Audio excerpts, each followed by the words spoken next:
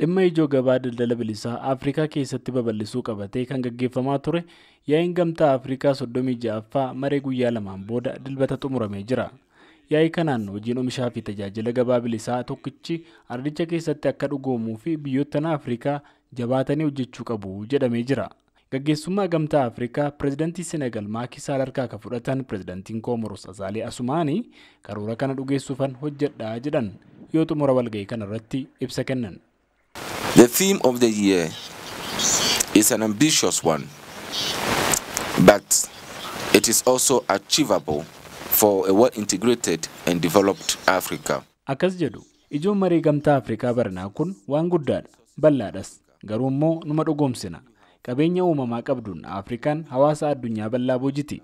Waliin taanes gabaa bilisaa ardii Afrikaa jedhame kana bara 2023 kanatti ni dhugoomsina. Kun akka fiixaan ba'uufis waan narraa eegamu nan baha. Kana malees waa'ee nageenya mirkaneessuus jabaadheen hojjedha. Sababni isaas nagaa malee kun waan fiixaan ba'uu hin dandeenyeef jechaan dubbatu. No stone unturned to ensure that this becomes a reality and also to ensure that we have peace and security.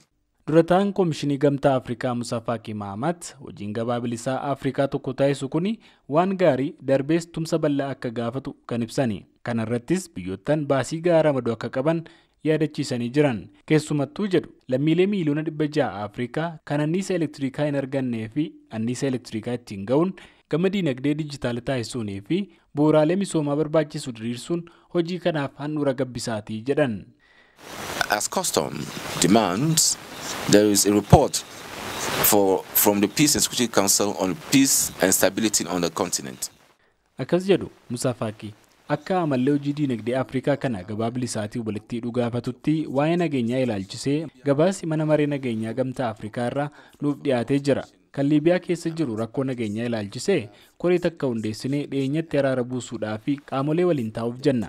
Rakkoo naannoo Saahel jiruuf ammoo gareen gamtaa Afrikaa fi jaarmayaa mootummootaa irraa ta'e hundaa'ee hordofaa jira itti siqeenyaan.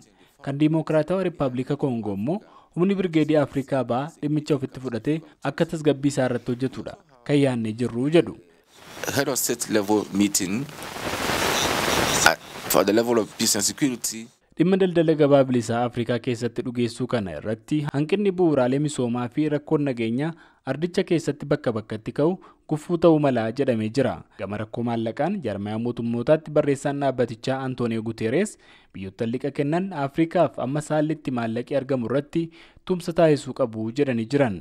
Gama nageenyaan ammoo Komishinarri Komishinii Siyaasaa fi Nageenyaa Gamtaa Afrikaa Ambaasaadar Baankole Adeeyoye manni maree nageenyaa Afrikaa ardichatti nagaa horuuf hojiirra jira jedhanii baranas nageenya galaana irratti xiyyeeffatee hojjetaa jedhan.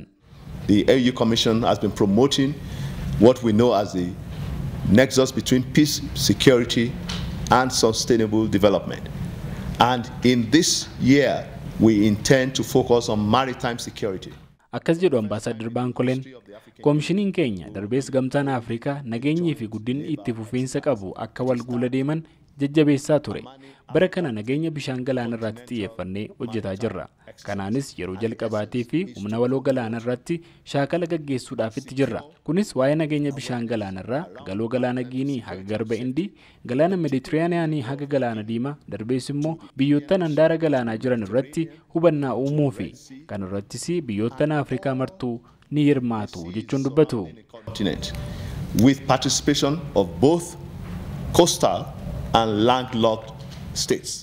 Walga'iin guyyaa lamaa gamtaa Afrikaa sanbata saaqame mata-dureewwan hedduu ardicha ilaallatan irratti kan mari'ate yoo ta'u gaggeessitoonni biyyaa bakka buutonni dhaabbolee garagaraas irratti hirmaatanii haasawas taasisanii jiran. Dubbii isaanii sanbataan muummeen ministeera Abiy Ahmed Afrikaan jaarmayaa mootummootaa gumii mana maree nageenyaatti bakka bu'umsa dhaabbii akka argattu kan gaafatan yoo ta'an barreessaan jaarmayaa mootummootaa Antoonio Guterres yoosuma kana gaaffiin kun sirrii ta'uu fi miseensonni dhaabbii kan mana maree nageenyaas ejjennoo wal fakkaatu akka qaban dubbatanii jiran.